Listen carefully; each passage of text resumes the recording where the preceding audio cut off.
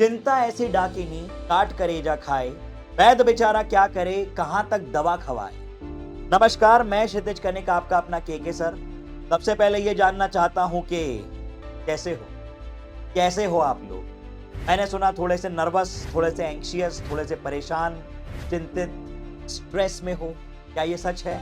अगर हो तो कोई दिक्कत वाली बात नहीं है, बहुत नॉर्मल है। हर स्टूडेंट जिसने 2 साल मेहनत की है, इस मुकाम पे आके, इस स्टेज पे आके धक धक धक धक धक धक ये फील करता है। लेकिन होता क्या है ना कि इस स्टेज पे आने के बाद 2 साल सबने बराबर मेहनत की होती है, 2 साल सबने बराबर हार्ड वर्क किया होता है, लेकिन कुछ लोग इस स्ट्रेस को, इस प्रेशर को आसानी से हैंडल कर लेते हैं और अपने रिजल्ट को अलग डायरेक्शन में ले जाते हैं। कुछ लोग इन चीजों से, इन फीलिंग से डोमिनेट होके अपना रिजल्ट उतना नहीं कर पाते हैं जितना वो कर सकते थे, और ये दुखद है। इस बात का मुझे बुरा लगता है। तो मैं यही कहूंगा कि इस मोड़ पे या तो आप निखर सकते हो या तो आप बिखर सकते हो, और आपको बिखरने में दूंगा नहीं। आपको आज इस वीडियो में मैं मोटिवेट करने नहीं आया हूं। आपको इस वीडियो में मैं कोई फॉल्स होप, कोई इधर उधर की बात, कोई मतलब कहना चाहिए ना आउट ऑफ द बॉक्स बात कहने नहीं आया हूं। मैं आपको रियलिटी बताऊंगा, कुछ बातों पे आपका अटेंशन चाहूंगा, और कुछ पॉइंट जो आप गलत कर रहे हो वो आप नोटिस करना डिस्कशन से, और अगर कर रहे हो तो चुपचाप सुधार लेना। इतनी सी बात है।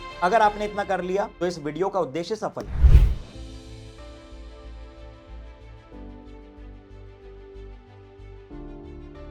आज इस वीडियो में 2 चीजों पे चर्चाएं होंगी। सबसे पहले एक स्टूडेंट का एग्जाम के आखिरी दिनों में स्टेट ऑफ माइंड, और दूसरी बात कि जैसे कि आपको पता है मैं सिर्फ चर्चा नहीं करता हूं। अगर मैं आया हूं तो कुछ दे के जाऊंगा, आपके लिए कुछ लेके आया हूं, आपके लिए कुछ करके जाऊंगा। और जो सरप्राइज मैं आपके लिए लाया हूं वो है नीट रेप्लिका टेस्ट सीरीज। आपका फिजिक्स अलग लेवल पे जाने वाला है इस टेस्ट के बाद। और हाँ, आप पूछो उससे पहले ही बता दो, भैया फ्री है। ठीक है, फ्री है, पूरा फ्री है। क्या होगा, कैसे होगा, एक एक करके चर्चा करेंगे। तो आइए करते हैं शुरुआत। आप मेरे साथ बने रहना, वीडियो को आखिरी तक देखना, क्योंकि मैं ये गारंटी दे रहा हूं कि यहां पे जो बातें होंगी ये सिर्फ आपकी नीट या किसी परीक्षा तक सीमित नहीं है, ये आपकी लाइफ में भी आपको काफी ज्यादा हेल्प करेंगी अगर आपने इन बातों को सुना और समझा है तो। सबसे पहले आगे बढ़ते हैं विंस्टन चर्चिल के कोट के साथ। क्या लिखा है एक बार पढ़ो।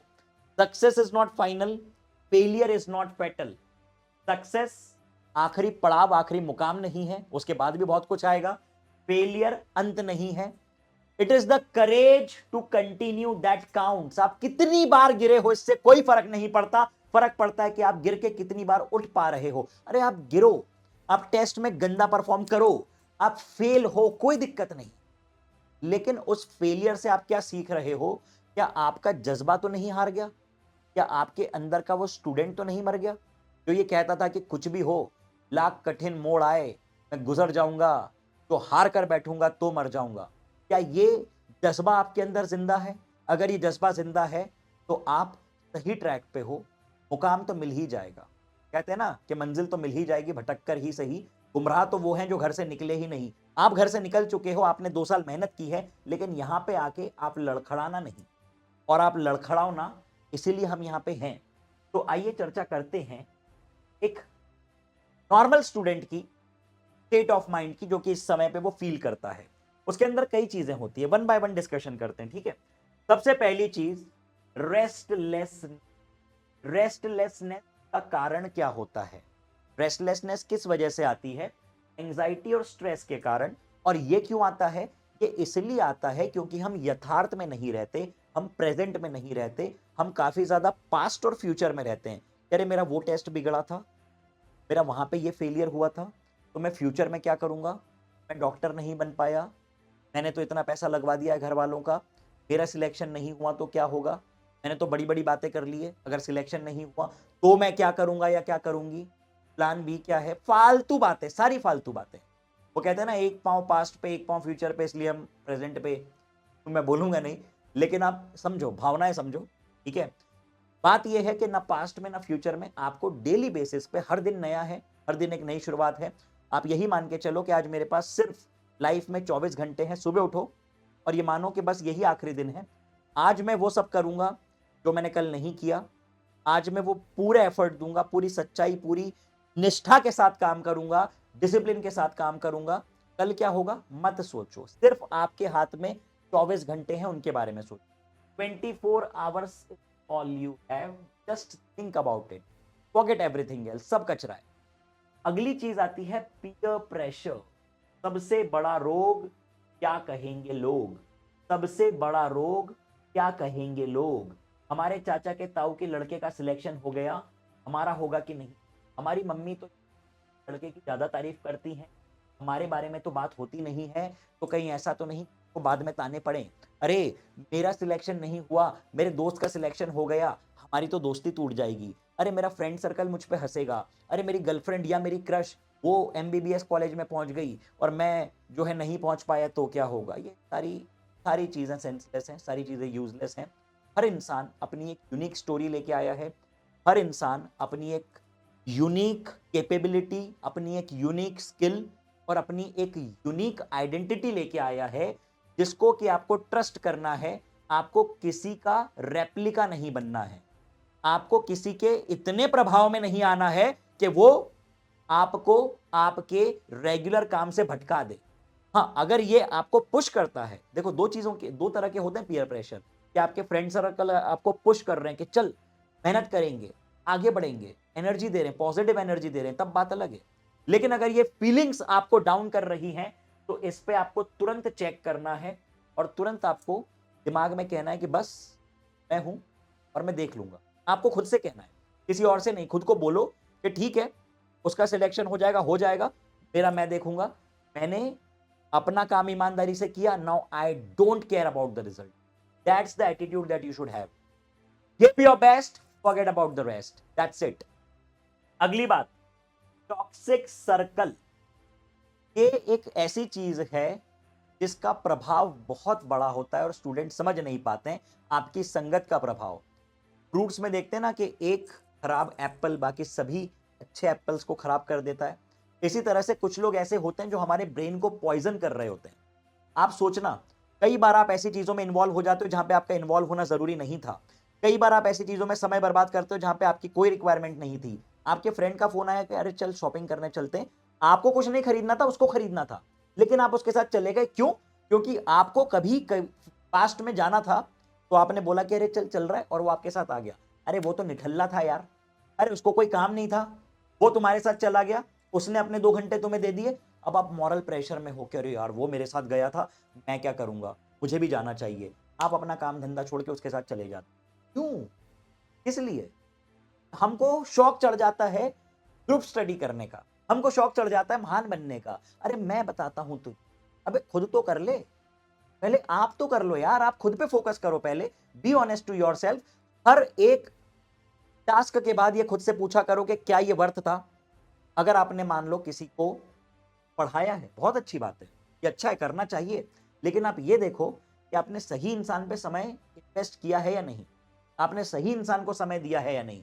कई बार लोग सिर्फ टाइम पास के लिए आपके साथ बैठ जाते हैं और आप रियलाइज भी नहीं करते हो, क्लास के एंड में बैठे हुए हैं।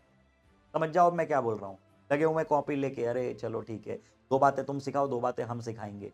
फिर धीरे से ये बात आ जाती है कि जो 2 लोग इतने डिफरेंस पे हैं, समझना, एक यहां है एक यहां है, मान लो कि एक स्कोर कर रहा है 200, एक स्कोर कर रहा है 500, और यहां पे ये अगर बहुत ज्यादा टाइम एक्सचेंज कर रहे हैं तो 2 संभावनाएं हो सकती है कि या तो 200 वाला 500 तक आ जाए, और अगर ऐसा होता है तो मैं तो कहूंगा कि सबको इसी तरह से काम करना चाहिए। लेकिन दूसरी संभावना भी हो सकती है कि ये बोलेगा अरे यार कुछ नहीं होता यार, अरे नीट में क्या होगा, अरे अगले साल देखेंगे, अरे किसका सिलेक्शन हो रहा है, अरे उसका भी नहीं हुआ इसका भी नहीं हुआ। ये फालतू बातें आपके दिमाग में अगर जा रही हैं, कट करो उसको, बंद करो। आपके और आपके लक्ष्य के बीच में ना कोई फ्रेंड आ सकता है, ना कोई रिलेटिव आ सकता है, ना कोई रिलेशन आ सकता है। जो भी चीज आपके उद्देश्य के बीच में आ रही है उसको जहर की तरह हटाओ। मान लो के लिए आपके लिए पॉइजन है वो, आप और आपका उद्देश्य इसके बीच में कोई नहीं आ सकता, कोई भी नहीं, ये बात मान के चलो। और ये एटीट्यूड आपको रखना होगा अपने अंदर, वरना जनता तुमको बेवकूफ बना देगी। दोस्ती हो, प्यार हो, रिलेशन हो, इन्फैचुएशन हो, अफेक्शन हो, कोई भी रिलेशन हो, everything can wait but not need. Need इंतजार नहीं करेगी, बाकी सब इंतजार करेंगे तुम्हारा। अब देखो, टॉक्सिक रिलेशन एक होती है क्रैब थ्योरी। क्रैब थ्योरी मतलब कुछ लोग ऐसे होते हैं जो कि ना खुद आगे बढ़ पाते हैं ना सामने वाले को आगे बढ़ने देते हैं। अगर आप एक जार में 5 केकड़ों को एक साथ रख दोगे ना, अगर अकेला क्रैब होगा तो हो सकता है वो बाहर निकल जाए, लेकिन 5 होंगे वो कभी बाहर नहीं निकल पाएंगे। क्योंकि जैसे ही एक ऊपर चलेगा दूसरा उसका टांग खींच के गिराएगा और खुद ऊपर जाएगा, फिर दूसरा उसको नीचे गिराएगा, यही चलता रहेगा। तो don't be a part of this crap circle, you are the average of 4 people around you. एक किताब मैंने पढ़ी थी, एग्जैक्ट मुझे नाम अभी नहीं पता कौन सी थी, लेकिन वो कहती है कि you are just the average of the 4 people that you are surrounded with most of the time. जिन लोगों के साथ आप सबसे अधिक समय बिताते हो उनके गुण आपके भीतर आते हैं, और ये रियलिटी है कि आते ही हैं। तो be aware, be conscious of your toxic circle. अगर कोई ऐसे लोग हैं आपके आसपास जो कि आपको डिमोटिवेट कर रहे हैं, नीचे खींच रहे हैं, उनसे दूर हो जाओ। उनको आप बदल नहीं सकते हो, आप चुपचाप उनसे दूर हो जाओ, क्योंकि आप ईमानदार हो, आप सच्चे हो, इसलिए आप अभी तक इन बातों को सुन रहे हो। इन बातों पे किसी को इतना बुरा लग सकता है कि वो वीडियो बंद करके तुरंत भाग जाए। समझना बात को। जो इंसान किसी को नीचे गिरा रहा होगा और अगर उसके सामने में ये बातें कर रहा हूं, वो तुरंत वीडियो बंद करके भाग जाएगा। लेकिन आप उन इंसानों में हो जो कि इन चीजों से परेशान हो रहे हैं, ठीक है, इसलिए आपको लेके मुझे सॉफ्ट कॉर्नर है। अगली बात, do not step into others shoes. ये भी हम बहुत ज्यादा करते हैं। हमको क्या आदत होती है कि अरे यार वो भैया ने भी इतने समय में तैयारी की थी, तो उनका ऐसा हुआ था, तो उनका सिलेक्शन नहीं हुआ, तो मेरा कैसे हो जाएगा। मैंने फिर पहले भी कहा था, फिर से कह रहा हूं कि हर इंसान, हर स्टोरी, हर ब्रेन, हर हार्ट यूनिक है। सबकी परिस्थितियां अलग होती हैं, सबकी कंडीशंस अलग होती हैं, सबके एफर्ट्स अलग होते हैं। आप किसी और के एफर्ट से, किसी और की स्टोरी से खुद की लाइफ को जज नहीं कर सकते हो, और करना भी नहीं चाहिए। So never step into someone others shoe. को क्यों करना है? आपको किसी और को जाके क्यों सोचना है? आप खुद की लाइफ देखो, खुद की सिलेक्शन के बारे में सोचो। अगली चीज, ये शक्ल देख रहे हो आप, ये वाली कैसी लग रही है, ये जो मैंने बनाई है, और ये शक्ल देखो, ये वाली शक्ल मतलब कि एक हैप्पी स्टेट ऑफ माइंड हमेशा ज्यादा एफिशिएंट होता है। जब आप खुश होते हो, आप ज्यादा प्रोडक्टिव काम करते हो, तो create happiness, small steps matter. मतलब क्या? मतलब आपको डे बाय डे बेसिस पे वो चीजें करनी है जो कि आपको खुश रखती है।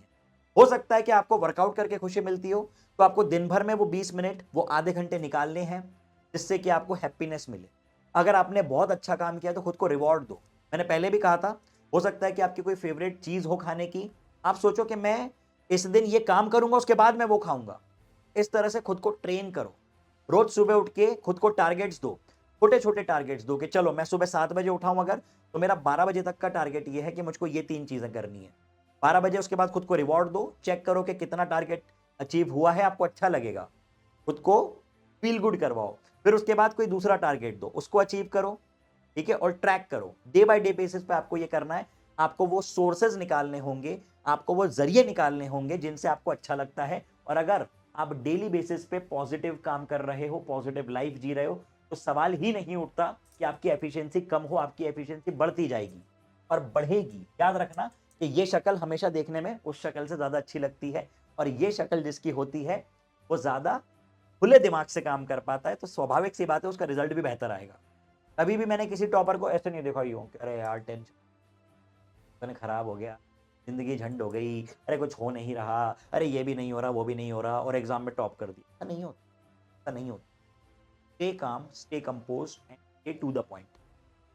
नेक्स्ट थिंग मैं आपको बताऊं कि रियलिटी ये है कि स्टूडेंट्स कंटेंट के कारण पिछड़ते नहीं है। समझना, स्टूडेंट कभी भी एकेडमिक्स के कारण नहीं पिछड़ता है, वो पिछड़ता है मिसमैनेजमेंट के कारण, जो तैयारी के डे 1 से स्टार्ट हो जाता है। बैकलॉग्स लगना is the proof of mismanagement, कि हम चीजों को मैनेज नहीं कर पाए, इसलिए हमारे बैकलॉग हुए।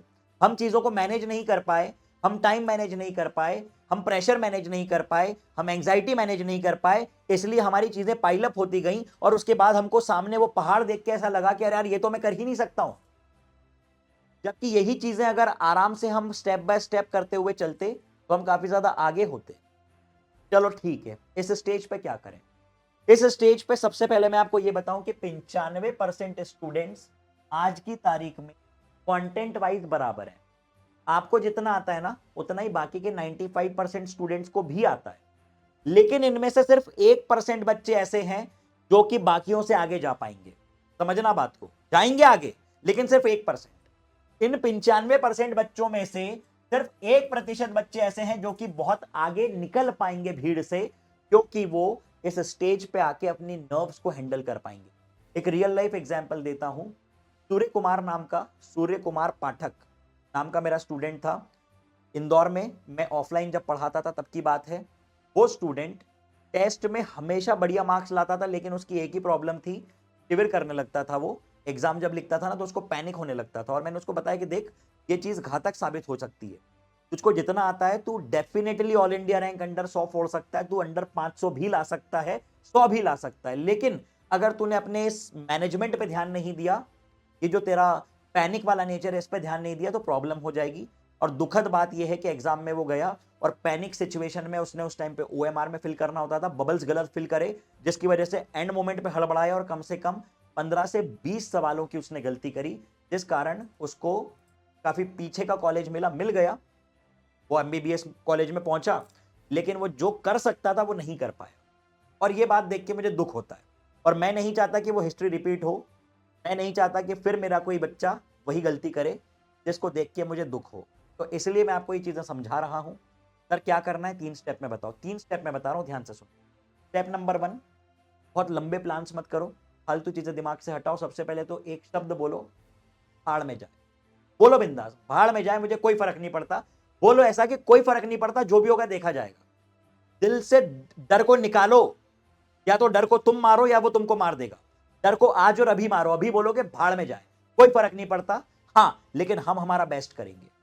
I will give my best and I don't care about the rest. ये बात बोलो कि बाकी क्या होता है, कल क्या होगा, कल क्या हुआ था, इससे मुझे फर्क नहीं पड़ता, लेकिन मैं एक एक दिन ऐसा जीऊंगा या जीऊंगी कि मुझे खुद को खुद पे गर्व हो और मुझे किसी और के ओपिनियन से फर्क नहीं पड़ता। ये बात तुमको खुद से बोलना है, ठीक है। सर फिर एग्जाम का क्या, रहे सब बढ़िया होगा बे, तुमसे ज्यादा एक्सपीरियंस है, अपने अपने एक्सपीरियंस से बता रहा हूं। चलो आओ तुमको और बात बताता हूं। मैं पता कैसा स्टूडेंट था, 10वीं में मेरे आए थे समथिंग अबाउट 72%, जो कि मुझको ठीक ठाक लगे थे। 72 उस टाइम पे इतने ज्यादा हमारे स्कूल में बाकी लोगों के भी नहीं आए थे, तो 72 से 80 के बीच में थे most of the people. 11th class में मैं आया और मुझको मैथमेटिक्स में लग गई सप्लीमेंट्री। सप्लीमेंट्री मतलब कंपार्टमेंट। आप सोचो कि क्या हालत हुई होगी मेरी। मेरे घर वाले, मम्मी मेरी रोने लगी थी जब रिजल्ट लेने गई। बोली हमने आईआईटी जेईई की कोचिंग में डाला बच्चे को, इतनी महंगी फीस भरी, ऑफलाइन कोचिंग की 1 लाख रुपए साल की फीस भरी, है ना, कोचिंग में डलवाया, इतने अच्छे स्कूल में डलवाया, सारे रिसोर्सेज हम दे रहे हैं, उसके बाद भी स्कूल में इसको सप्लीमेंट्री आ गई।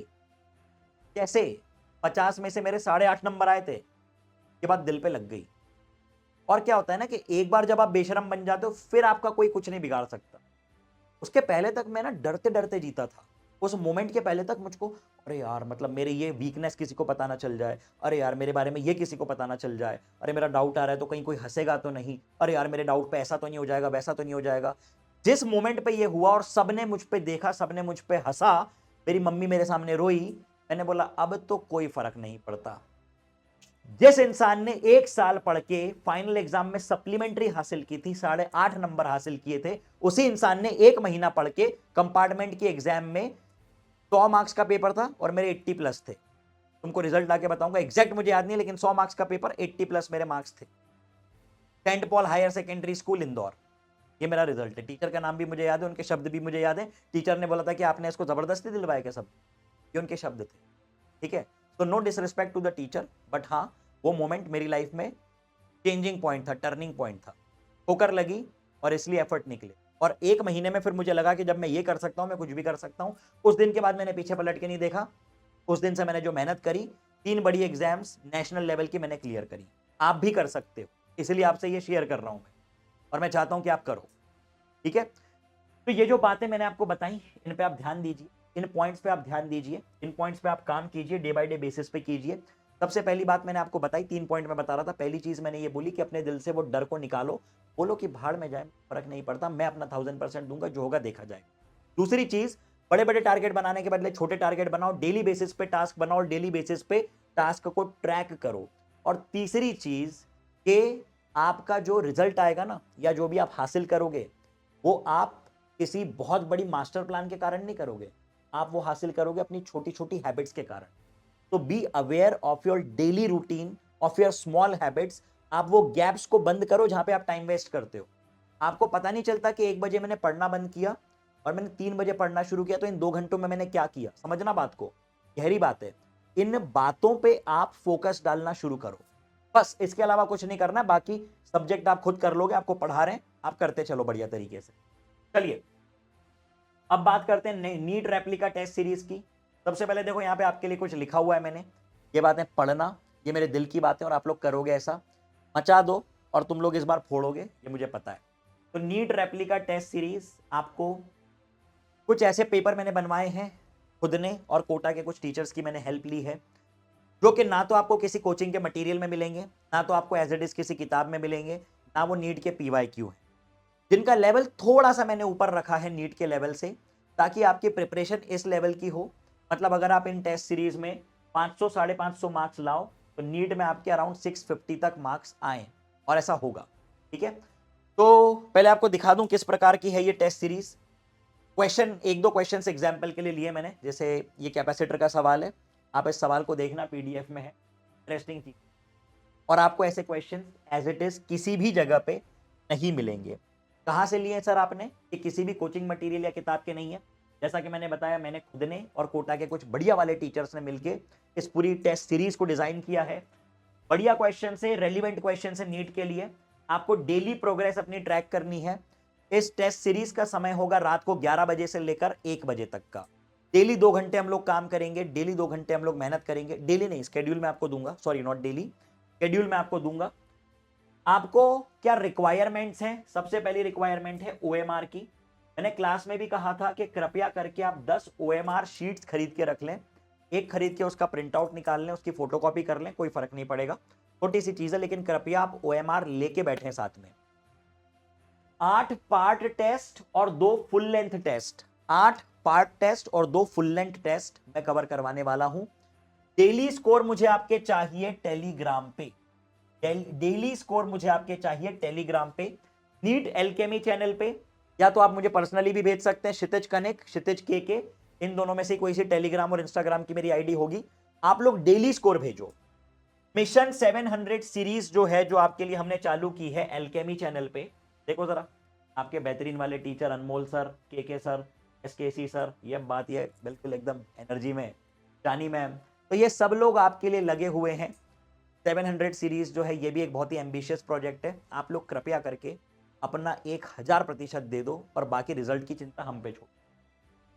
तो लाइव अटेंडेंस चाहिए यार आपकी। फिजिक्स के बारे में बताऊं तो 11 बजे से 1 बजे तक दोपहर में होगी प्रैक्टिस, और रात को होगी टेस्ट। ठीक है, कोई भी कंफ्यूजन हो तो बताना, कोई भी डाउट हो तो पूछना, और चैट में ये लिखना कि हाँ मैं फोड़ूंगा, मैं करने वाला। मुझको आपका एनर्जी, मुझको आपका डेडिकेशन, आपका सपोर्ट चाहिए। खुलेआम बोल रहा हूं कि चाहिए, और मतलब चाहिए, करना ही है। ये जो पूरी जो सीरीज डिजाइन हुई है, इसका एक ही मोटिवेशन फैक्टर है, और वो है आपका रिजल्ट। और आपका जो सपोर्ट होता है उससे मेरी एनर्जी बूस्ट होती है, पूरी टीम की एनर्जी बूस्ट होती है, और लगता है कि बच्चों के लिए कुछ और बेहतर करें। तो चलिए इसी मुकाम पे, इसी नोट पे इस डिस्कशन को एंड करते हैं। आखिरी में बस एक ही चीज मैं आपको कहूंगा, और दिल से कहता हूं मैं कि थैंक यू, धन्यवाद, बहुत बहुत धन्यवाद, बहुत बहुत बहुत धन्यवाद। एक शायरी पे इस लाइन को खत्म करूंगा, 2 लाइंस पे इस डिस्कशन को खत्म करूंगा। पहले भी मैं सुना चुका हूं आपको, एक बार और सुना रहा हूं कि रख हिम्मत, वो मंजर भी आएगा, प्यासे के पास चलकर समंदर भी आएगा, क्यों ना थक कर बैठ है मंजिल के मुसाफिर, मिलेगी मंजिल और मिलने का मजा भी आएगा। Thank you, love you all, good bye.